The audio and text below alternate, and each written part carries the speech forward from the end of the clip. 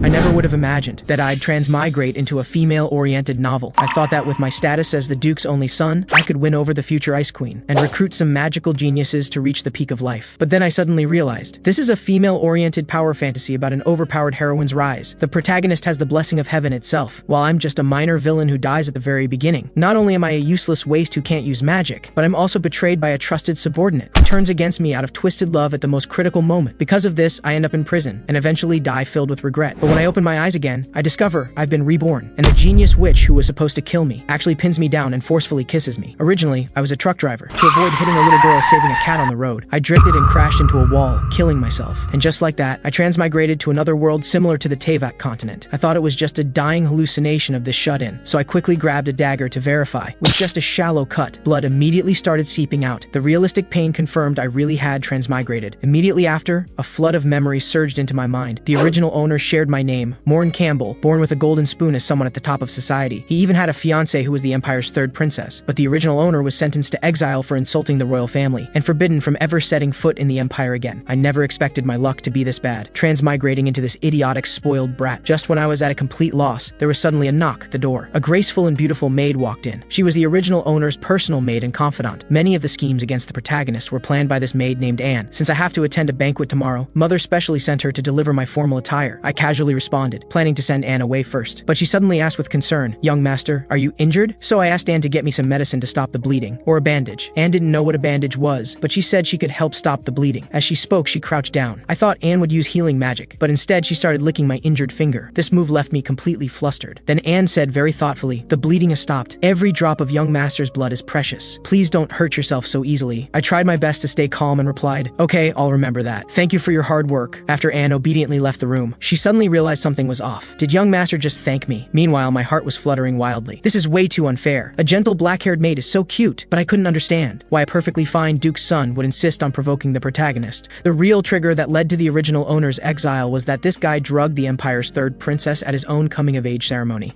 Since I know what the key problem is, as long as I don't provoke the protagonist, I still have a chance to defy fate and live comfortably as a wealthy, spoiled young master. But then I suddenly realized Anne just delivered the formal attire for tomorrow's coming-of-age ceremony. At this thought, I froze in shock. I frantically called out to all the cheat systems and helper characters I knew about, getting no response at all. I was on the verge of tears. Do I really not have any cheat abilities? All I did in my past life was get 10 lucky draws in a row. This is too harsh. I wonder if apologizing to the protagonist in person tomorrow could settle things. She probably won't make any excessive demands, right? Like making me lick her feet in public to earn forgiveness? But a real man knows when to bend. I'll just endure this humiliation alone. I clenched my fist. It's settled then. Suddenly, something flew over and hit the back of my head. What the hell? That hurt so much it nearly cracked my skull open. I muttered some curses, but I discovered the thing that hit me was a book. My eyes lit up. Could this be my cheat ability arriving? I was so excited I almost burst into tears. But after opening the book, I was confused. Are you kidding me? How is this a blank book? Or does it need some special activation method? According to this Western world setting, does it need blood binding? Just as I was thinking this, a drop of crimson blood suddenly dripped from my forehead, landing right in the center of the page. In an instant, like a beast awakening to the scent of blood, the book began flipping violently. A terrifying suction force emanated from it. My blood immediately gushed out like a fountain from the wound on my head, continuously flowing into the book. Before I could even react to this horrifying scene, everything went black and I lost consciousness. When I opened my eyes again, a girl with an extremely eerie expression appeared before me. "I've been waiting for you so long. You're finally awake. I carved 520 cuts on your body." Hearing this, I was instantly stunned. It seems this girl has me locked in chains. A bone-deep pain suddenly shot through me. "You don't know how heartbroken I am right now, but you are so evil, cruel, and selfish. You should inflict pain on others, not show mercy. You should make everyone hate you so you'll belong only to me. But you changed your heart. Changing your heart won't do." The girl's eyes were filled with endless love and hatred. "No matter how much time it takes, I'll purify you completely with my love. Again and again. We'll be together forever. Not even death can separate us." Seeing myself about to be cut into pieces, I turned pale with fear. No. The next second, I was back in reality. My whole body was drenched in sweat, as if I'd just escaped from endless hell. Was that just a dream? But the pain on my skin still lingered. Could this be some kind of prophetic dream? If it's real, what did I do wrong to lead to that tragic ending? And man, you're really twisted. When I looked down at the book again, I was shocked, because blood-red text had appeared on the title page, "Do not change. For destiny." Suddenly, the book transformed into a mass of dark purple energy and entered my body. It seems to be warning me that I can't change the original plot, or I'll face that ending. So in the end, all my ideas were wishful thinking. To survive, I can only choose to actively walk toward destruction. Actually, thinking about it carefully, the ending in the original book wasn't that bad, just becoming a beggar. But I'm different. I'm a super working warrior forged through modern society's 996 grind. Besides, the book never said what the original owner ended up like. After exile, with a modern person's wisdom, I can just build from scratch in another country. Thinking this, hope rekindled in my eyes. This so-called noble status isn't worth clinging to anyway. It's just a privileged class gained from exploiting working people. 10 minutes later, while silently cursing the luxury and corruption of the noble class in my heart, I elegantly enjoyed today's dinner. I swear I've never eaten such delicious steak in my life. The aroma was rich and it melted in my mouth. What's going on? Young Morn seems very happy today, Duchess Noyes asked with a smile. Haha, he must be looking forward to tomorrow's coming-of-age banquet.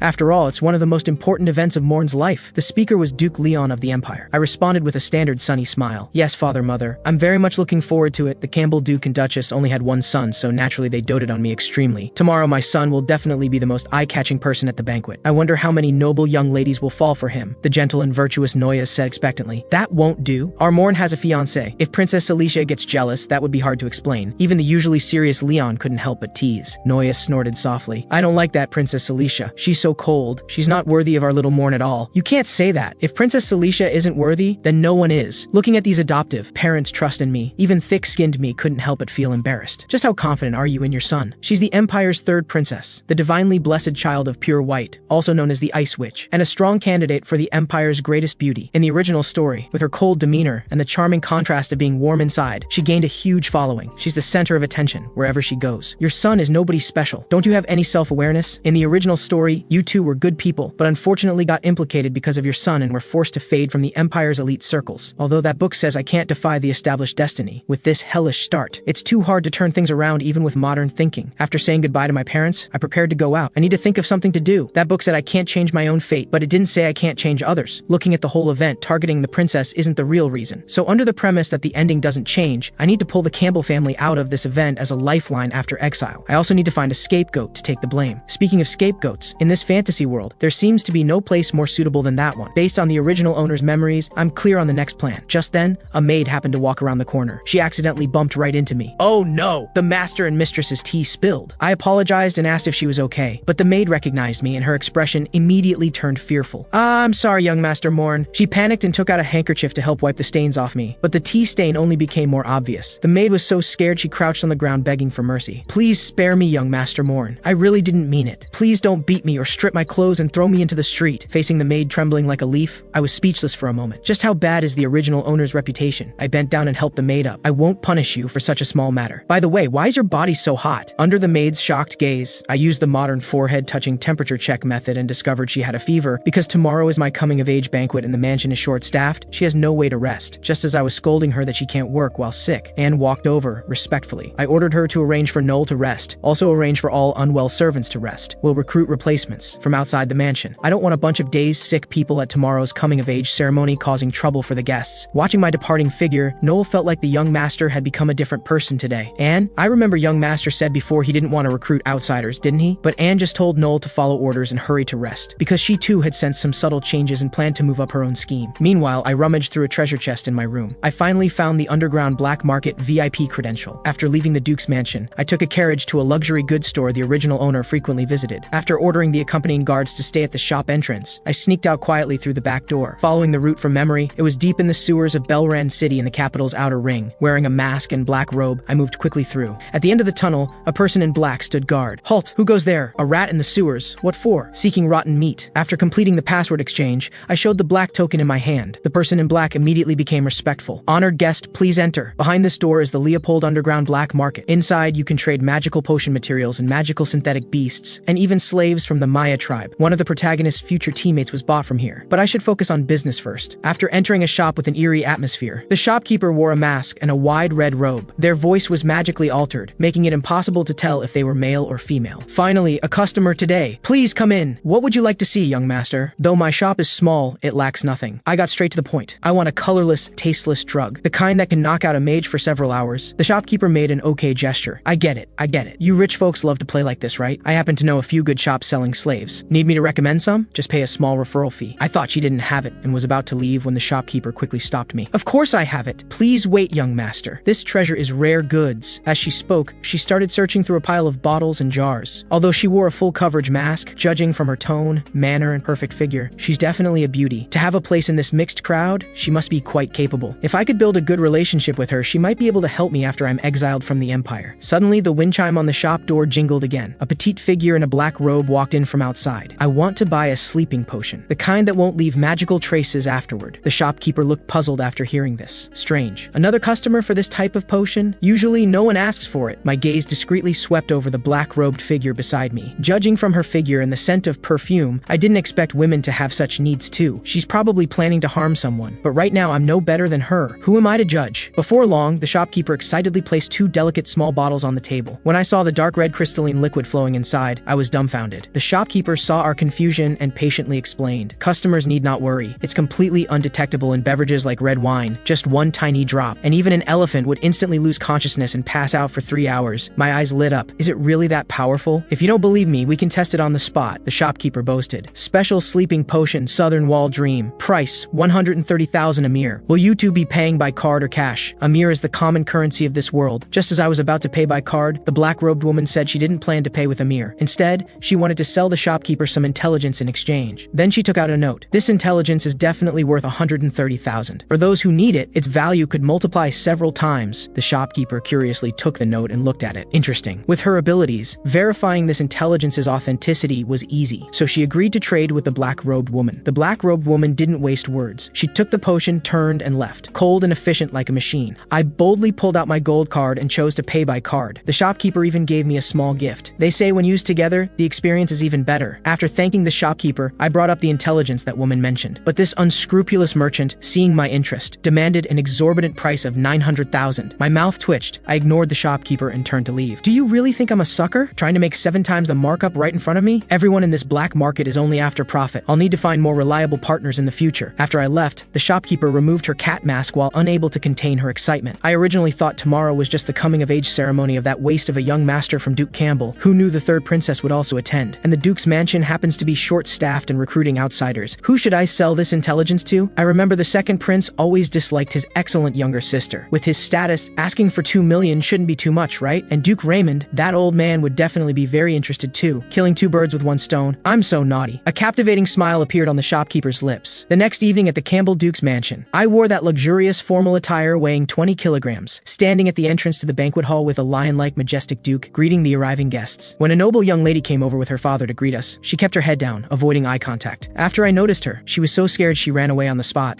"Mother is calling me. I'm sorry, please excuse me." Her father awkwardly apologized to me. My daughter is just rather shy, but I knew very well this was due to the original owner's terrible reputation. Not just Marquis Hill's daughter. Everyone else looked at me the same way. Just as I was sighing deeply, father suddenly stroked my hair gently. "I'm very satisfied with your performance. Remember, you're the star of today's coming-of-age ceremony. After tonight, you'll no longer be a boy, but a true man of the Campbell family." Hearing this, I felt warm inside. "I'll do my best." Just then, a voice at the entrance asked everyone to quiet down. Everyone's gaze turned in that direction. "Let us welcome the Leopold Empire's 3rd heir in line, the child of pure white blessed by the ice and snow goddess, Her Highness Princess Celicia, 3rd princess of the Empire." She had moonlight white, flawlessly smooth long hair. Her exquisite face seemed carved from ice, perfect without flaw. The blue eyes beneath her lashes were cold and profound. Father told me I must not neglect the princess. I stepped forward very gentlemanly and greeted her. "Your Highness, you look especially radiant today." Celicia also gracefully walked up to me. "It's been a while, young Master Morn. Thank you for the compliment." Celicia lifted the corner of her dress elegantly in response. "It's quite rare to hear such praise from young Master Morn." I laughed awkwardly. "The way you put it makes me sound like some rude brute who can't control his mouth. Isn't that accurate?" A hint of confusion flashed in Celicia's cold eyes. I simply changed the subject and suggested she rest for a bit. "We'll formally start the banquet later." Watching her departing figure, I sighed deeply. Celicia is indeed very beautiful, but also truly terrifying. However, she's already sensed I'm somewhat different from before. I don't seem like such a spoiled brat. Is it because I became a bit more polite? Suddenly, I heard the surrounding crowd whispering among themselves. That illegitimate daughter actually came too. That woman who dueled with her former fiancé not long ago. I heard Earl Burgard just gave her the heir position. I wonder what he was thinking. The original story's true overpowered female protagonist has finally arrived. It's this black-haired woman in a simple dress. She's quite attractive, just not as perfectly stunning as Celicia. Ariel had no interest in me and greeted me like a close friend. But I knew my relationship with her was far from good. Who knew at this moment a lackey would jump out and shout, "You rude person! How dare you address our young Master Morn?" Before this guy could finish, I quickly stepped forward and covered his mouth. How can I let someone draw aggro for me at a time like this? Then I looked at Ariel with a perfect smile. "I've been doing well lately. Thank you for your concern." Seeing my polite demeanor, Ariel immediately showed a spooked expression. This guy didn't call me a lowly illegitimate daughter like before. Did he come to his senses? Or is there some conspiracy? Ariel stroked her fair chin thoughtfully. I shifted my gaze to the pure and lovely girl beside her. "This must be Miss Leah, correct? Eh? How does young Master Morn know my name?" Leah blinked her eyes cutely and asked in surprise. I smiled and said I naturally know the names of tonight's important guests. "Miss Leah Angel. Actually, I know she'll become the saint of the Life Church in the future. Her status will be much higher than mine." But just as I extended my hand, Ariel blocked me. "What are you trying to do?" She stood in front of Leah. Those intimidating phoenix eyes stared at me intently. I'm warning you, don't get any funny ideas about Leah. The only reason I came is out of respect for your father. Otherwise, I would never let you off. As she spoke, she led Leah inside, not forgetting to spit out. Putting on an act is disgusting. I sighed helplessly. It seems the conflict with the protagonist can't be resolved for now. But after tonight, our destinies will become two parallel lines that never intersect. We'll each have our own bright futures. From now on, you be your savior, and I'll be my working man. Under my adoptive parents hosting and the witness of all the empire's nobles, I finally completed my 18-year-old coming-of-age ceremony speech. But this heir status is only for tonight. Time to get down to business. Watching the banquet hall with wine cups clinking, bustling with activity, while Celicia stood alone on the balcony, admiring the manor's night view. To leave such an honored highness unaccompanied, it seems I'm being quite rude as the host. Celicia lifted her cold eyes. She looked at me, this polite noble young master, as I elegantly extended a dance invitation to her. After a moment of silence, Celicia gently placed her hand in my palm. Tonight is your coming-of-age ceremony. Naturally, I have no reason to refuse. She and I instantly became the focus of everyone's attention. Ariel and Leah also cast their gazes over. I held Celicia's small hand, gently supporting her slender waist. As the music began, our dance steps were like two butterflies fluttering together. Your dancing is quite good. Thank you for the compliment, but it's only beginner level. Seeing me so modest and low-key, Celicia suddenly said, "You really have changed, Morn Campbell." I was completely confused. Your way of inviting people has changed. I remember at the last Academy Ball when you invited someone to dance, you said this. Celicia tried hard to imitate my arrogant manner. Woman, be grateful, rejoice. This young master graciously grants you the honor of dancing with me. After hearing this, my toes could practically dig out a 3-bedroom apartment from embarrassment. Celicia didn't forget to ask if her imitation was accurate. I smiled sheepishly and apologized, asking her to forget those unpleasant memories. This dance was coming to an end. I took this opportunity to invite her to my room to discuss the engagement. Alright, this time Celicia didn't even hesitate and nodded in agreement. Though she agreed, she was puzzled why we needed to talk privately. I know she won't like me. The arrangement between us is just a political marriage the king set up to maintain relations with father. If you propose canceling the engagement, it will inevitably affect the royal family's credibility and your relationship with your parents. But if we work together, we might find a dignified way to dissolve our engagement. Celicia successfully believed my words, thinking this important matter indeed needed private discussion. Just as I was secretly delighted, she immediately asked where my room was. Without waiting for the dance to end, she pulled me away under everyone's watchful eyes. Two black and white maids nearby saw this and whispered to each other. Celicia left with that foolish young master. Let's begin our operation. Move quickly. This is the Lionheart King's territory after all. After I brought Celicia to the room, I took out a bottle of red wine, preparing to begin the plan. She tucked a strand of falling silver-white hair behind her ear and said her constitution can't tolerate alcohol. Not even a single drop. I involuntarily widened my eyes. Can't drink alcohol? Then how do I drug her? So I asked if she wanted black tea instead. Due to certain unavoidable factors, tonight we only offer red wine and black tea, no other beverages. After thinking, Celicia chose black tea. I hurriedly stood up to prepare it. Please wait a moment, your highness. A trace of suspicion flashed through Celicia's cold eyes. Is making tea worth getting this excited about? At this moment, while sneaking glances to see if she followed, I started adding the potion. For a super powerful mage like Celicia, I'll add a few extra drops. As for this pink bottle, I'll skip it to be safe. Suddenly, her urging voice came from behind. Aren't you done yet? I quickly turned around, hiding the potion behind my back. Almost ready, your highness. At the same time, I also poured the potion into my own cup. Watching Celicia's departing figure, I breathed a long sigh of relief. Fortunately, there's no magical fluctuation this way, or I would have been exposed. Suddenly, I noticed all my potion had spilled on the floor. My heart shattered on the spot. I was planning to dilute it into 10,000 portions after exile and sell it as sleeping medicine to earn my first fortune. And now it's gone just like that. After adjusting my emotions, I walked out carrying 2 cups of black tea. Celicia didn't rush to drink, but carefully examined the tea. Why is this black tea so red? It even seems to glow. Hearing this, I started seriously spouting nonsense. This is a famous Eastern tea my family recently acquired. It's called Da Hong Pao. Celicia raised her ice blue eyes and stared straight at me. Then why don't you drink first, young Master Morn? It seems she suspects I tampered with the tea. I made an excuse that the host should drink first. It's basic noble etiquette. But just as I was about to drink it all down, Celicia suddenly called out, "Young Master Morn's tea looks tastier, so let's switch. You don't mind, right?" Seeing her take my cup, I thought, the plan is about to succeed. When Celicia took a small sip of the black tea, panic appeared in her eyes for the first time. But it was already too late. She felt her whole body growing cold. Celicia's icy eyes glared at me with hatred, revealing a hint of unwillingness.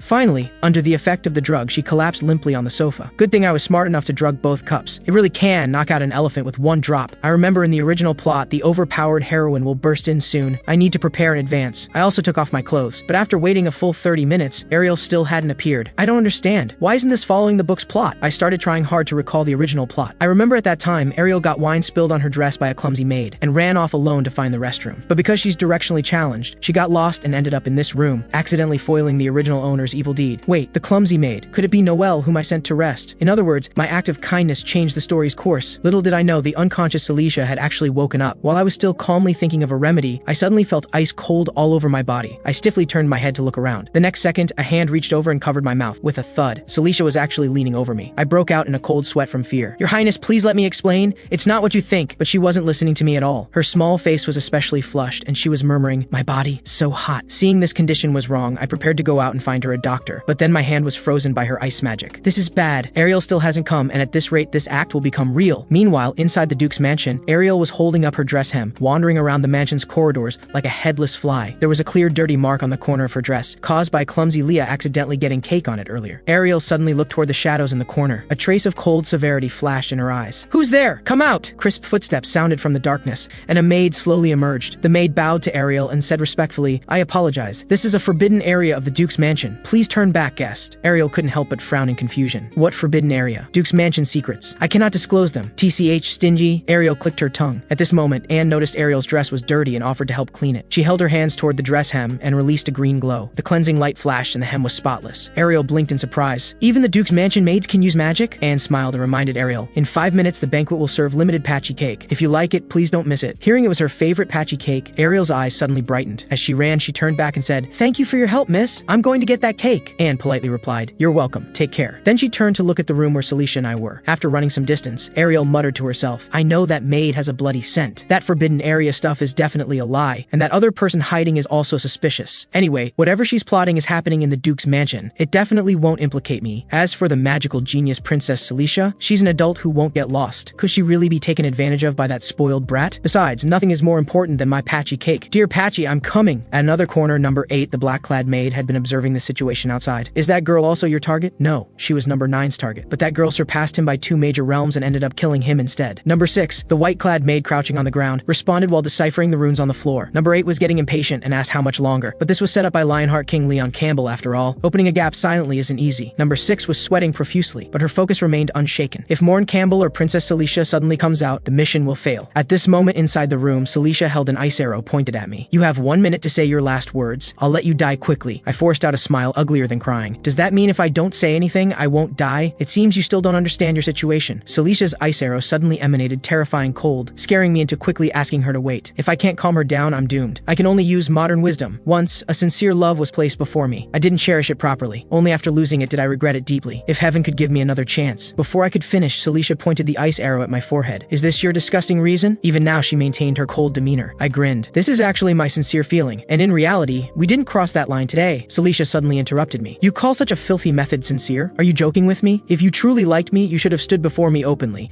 using your character strength and sincerity to win me over like a real man. Even if I still didn't fall for you, I might have honored the engagement and become your wife. But you chose drugging, such a despicable and shameless method. As Celicia spoke, tears of disappointment fell. I'm sorry, Celicia. I actually had no choice but to do this. I just wanted a result. I never intended to offend you. But Celicia wasn't willing to accept my apology at all. Kneel down! At this moment, there was suddenly a knock at the door outside. She looked at the door, clearly showing a trace of displeasure in her eyes. Then she grabbed my throat threateningly. Tell whoever's outside to leave. I shook my head vigorously. I can't. This room is soundproof. Sounds from inside can't be heard outside. Celicia frowned slightly and thought for a moment. In the end, she withdrew the hand that could bring me death at any moment. I'll spare your miserable life for now. Put your clothes on and open the door. I put on my clothes and walked to the door, thinking that something really bad had happened. Now I only have 3 paths to choose from. Being killed by Celicia herself, being hanged by an angry king, or like in the prophetic dream, being cut into pieces by someone unknown. I don't want to choose either option. Why is my overpowered protagonist showing up only now? Things have almost gone too far. I thought it would be the protagonist Ariel at the door, but instead it's a dark-skinned maid. Young Master Morn, Madam noticed you've been talking with Her Highness for quite a while, so she specially asked me to bring some pastries. I don't think much of it and let the maid in to place the pastries on the table over there. Wait, something suddenly feels off. Why have I never seen you before? The dark-skinned maid calmly explains that she was only selected into the Duke's estate last night, so it's perfectly normal that I don't recognize her. But I remember Anne doesn't have any spare maid uniforms for the newly hired servants. The dark maid realizes she's about to be exposed. In a flash, she turns and lunges to attack. Oh no, she's an assassin, but she's not coming for me. I can't help but shout a warning to Celicia to be careful, but the dark maid has already reached her. 2 powerful forces collide in an instant. As the dust settles, I look toward Celicia with worry written all over my face. Her ice sword has precisely blocked the dark maid's dagger. Celicia stares at her coldly and asks, "Let me guess, my foolish brother sent you? Sorry, but our client's information is classified. Your Highness doesn't need to know because you're going to die here anyway." The next second, numerous golden magic spheres appear. The third Imperial Princess assassinated in Duke Campbell's estate. That is your fate. A massive explosion rocks the entire room. The Dark Maid executes a graceful dodge, evading the blast's aftermath, her face showing a smug smile. Such dense magical attacks, but before she can finish, a thin layer of frost rapidly spreads toward her. Ice forms, frost transforms into spear.